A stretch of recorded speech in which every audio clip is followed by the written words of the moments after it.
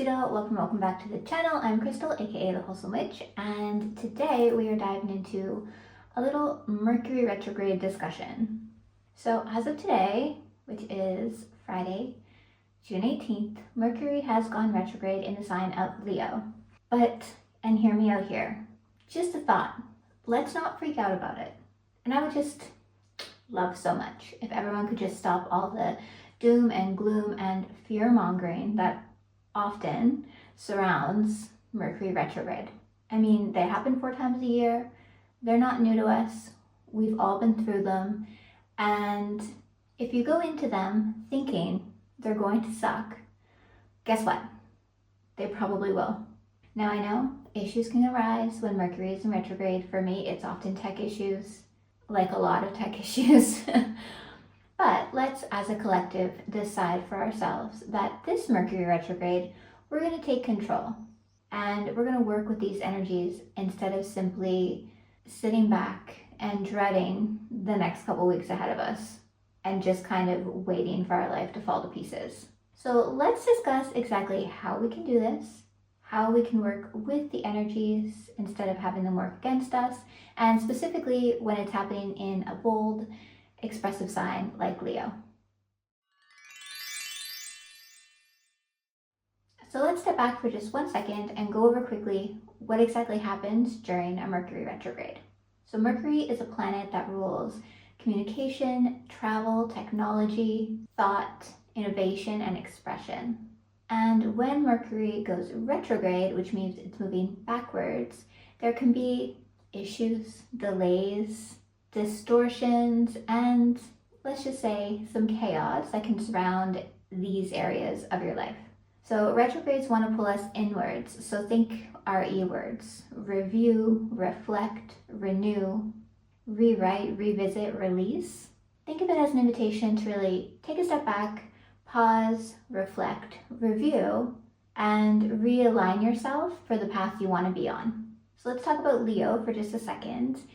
And when Mercury retrogrades into Leo, Leo rules heart, self-expression, confidence, visibility, leadership. It's a very ambitious sign.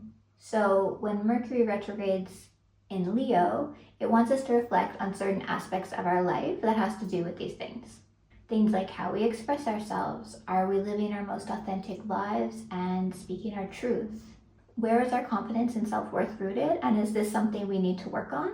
Are there old stories around us that are being seen, heard, or validated by you? So you might also notice some old wounds kind of resurfacing around this time that center around your voice, your authenticity, and your self-worth. And this retrograde is really your cue to feel into them, lean into them, process them, maybe in a different way than you have previously.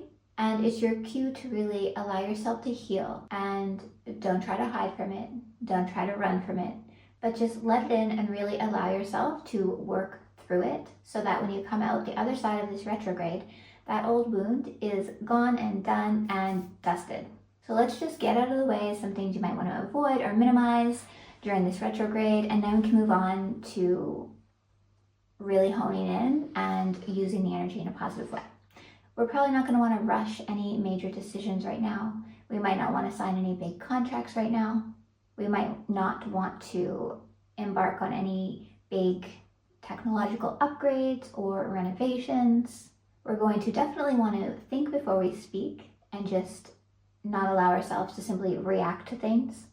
We're going to want to take a pause, allow space for yourself and space for others, triple check plans with people if you have plans, triple read documents, and triple check typos if you're writing things up, putting things out there.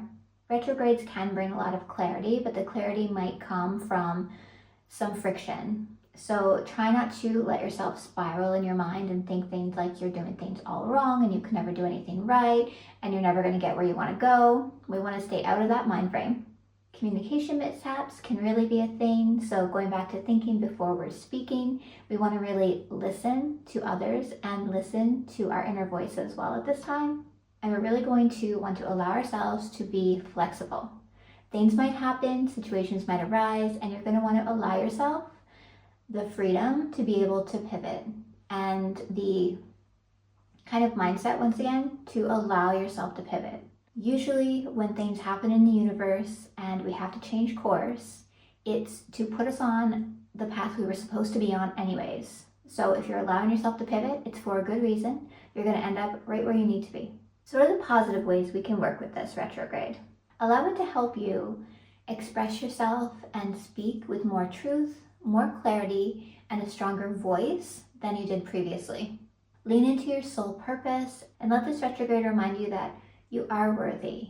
You should be confident. You're amazing, you're magic, and you were put here for a reason. You were meant to shine, and you were meant to be your most authentic, brilliant self.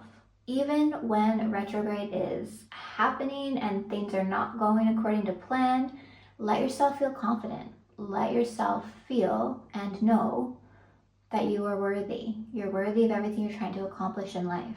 And also allow it to illuminate, let's say, the things within you that need to heal. So let this be a time where you work on your confidence. Journal about your self-worth. Where are you right now and where do you want to be? Think about the limiting beliefs you've put on yourself throughout your life and how you can work on letting go of them and reframe your story. So this is a really great time, again with the RE words, to reframe.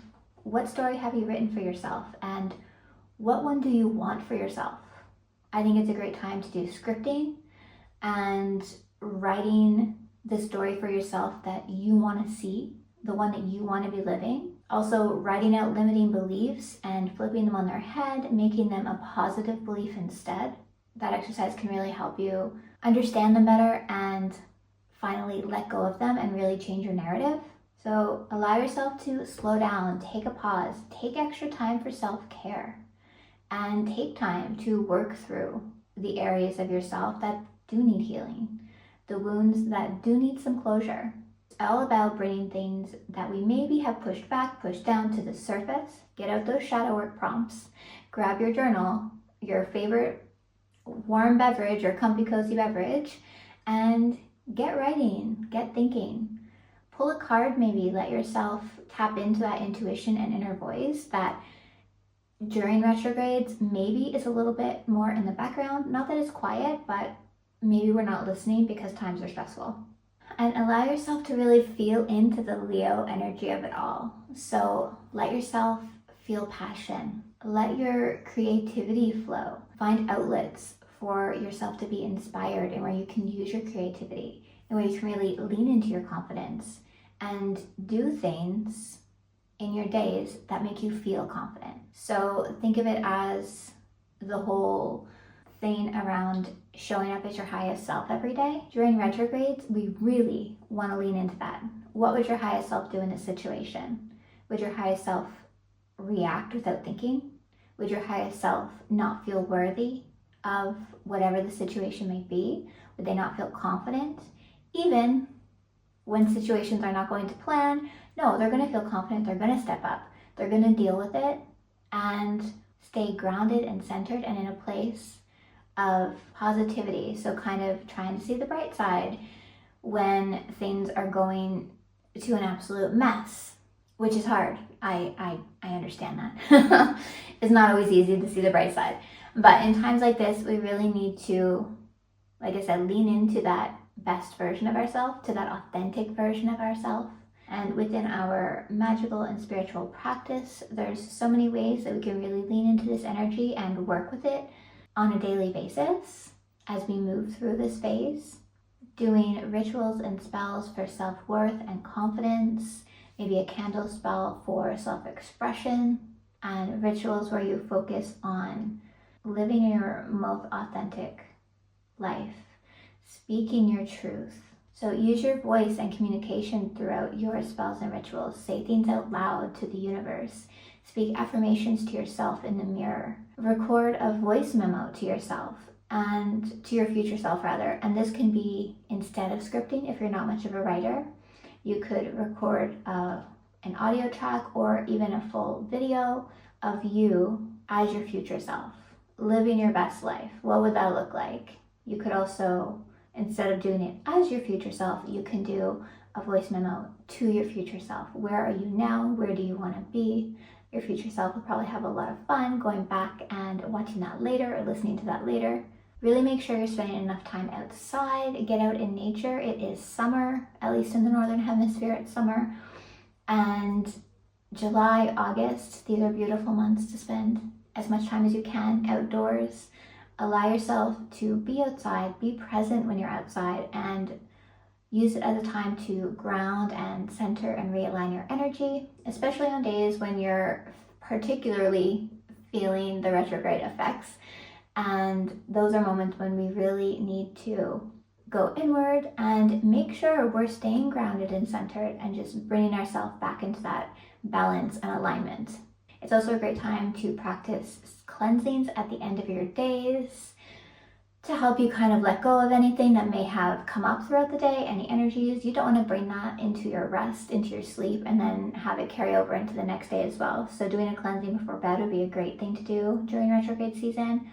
Also, protecting your energy before you leave the house. It kind of goes along with giving yourself space, as I mentioned in a little bit earlier. Protect your energy and, put yourself in that shield, in that bubble that's going to kind of deflect any negative aspects you don't want to be taking on in the day, and just welcoming in the ones that are positive and that will actually benefit you instead of harm you or drag you down. I think it's a great time to also lean into things like glamour magic. Give yourself a little boost in the morning before you go out. You could also do color magic and kind of align the clothes you're wearing with the energies that you want to attract in the day, with the emotions you want to feel. Encourage, if you don't have a morning routine right now, to try and set up some sort of routine for your morning and give yourself even 10 extra minutes than you normally do. Mornings can be rushed and stressful already without retrograde aspects coming into it. And remember, it's a time where delays can happen, so giving ourselves extra time in the morning and maybe leaning into our spiritual side a little bit in the morning before we get up and out of the house starting our day. Do a card pull, have a calming cup of tea, set some intentions with your morning beverage. How do you want to feel? How do you want your day to go? Visualize how you want your day to go, which can help offset some of the negativity that may pop up in the day, or at least better prepare you mentally to deal with anything that might come up in the day. So these are just a few ways. There's lots of ways. Whatever you need to do to feel grounded and centered. I would also like to use my shower time in the morning as a cleansing ritual, so you feel fully refreshed and renewed, and not just physically clean, but spiritually and mentally refreshed and rejuvenated as well. And this is a lot of where your mind is, right? Where your mind is in the morning. I think being more mindful and more present is especially important during times like retrogrades. And for the retrograde, just remember the RE words: reflect, allow yourself to be rejuvenated, review your life, rewrite your story, and keep in mind, reflect, rewrite, rejuvenate instead of react. So that's one RE word we don't want to be leaning into at this time. So allow this to be a time where you slow down, have more fun. Try not to hustle so hard, because when we're hustling, we're not present. We're not listening to our inner voice. We're not taking care of ourselves or doing our proper self-care rituals in the morning and the evening. We're just kind of pushing through, which can lead to a lot of the things we don't want to do during this type of retrograde. So we don't want to rush through our work because we'll make mistakes. We don't want to be hurrying our commute because, maybe we'll forget things. Maybe we'll trip and fall. So keep mindfulness in mind. Take the time to slow down, be present. Once again, it's summer. Have some fun. And don't be worried about all the things that retrograde is going to mess up in your life right now. We don't want to focus on that. Focusing on that is just going to bring in more mishaps. So take the time over these next few weeks and be present. Be present for you. Work on you.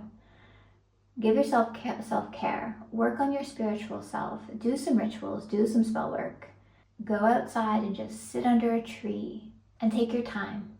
Take your time. Don't rush. Rushing never leads to anything good, and especially during retrograde season when some aspects already have a tendency to want to kind of go a little bit wrong. We don't want to be rushing. We don't want to be hustling. We don't want to do things that are going to make us feel more stressed. So breathe, take care of you, and try to stay in that positive, more high vibe place, and don't anticipate that things are going to go wrong. Anticipate that things are going to go right, and the things that do go wrong, it's for your greatest good anyways. So that's what I have for you today, a little bit on this Mercury retrograde in Leo, and I would love for you to share with me some of your own intentions as we start on this Mercury retrograde. What would you like to see for yourself in these few weeks ahead of us? What do you want to work on? If you're comfortable sharing, I would love to hear. And if you do want a little bit of extra guidance in your spiritual and magical practice over these next weeks, I do have a monthly newsletter subscription, the Wholesome Circle Spellbook, and I always include some lunation magic in there, and I'll be including some Mercury retrograde resources in there as well in the next couple of issues.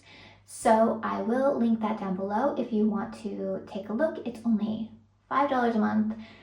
You get the newsletters twice on the 1st and the 15th of the month, and I really go all out with the resources. I try to make each issue just as full of magical knowledge as I possibly can to help you navigate through your magical path and where we are in the seasons and where we are in the moon phases. And there's always a special theme as well. The August 1st one will be all about abundance to go with the start of harvest season. So anyways, I will link it down below. You can get more details and sign up if it's something that resonates with you. And thank you so much for being here right until the end. I appreciate you. And I will link my socials and blog down below as well in case you want to check them out. Don't forget to like and subscribe if you enjoyed the video. And until next time, friend, I'm sending you many, many blessings. Bye.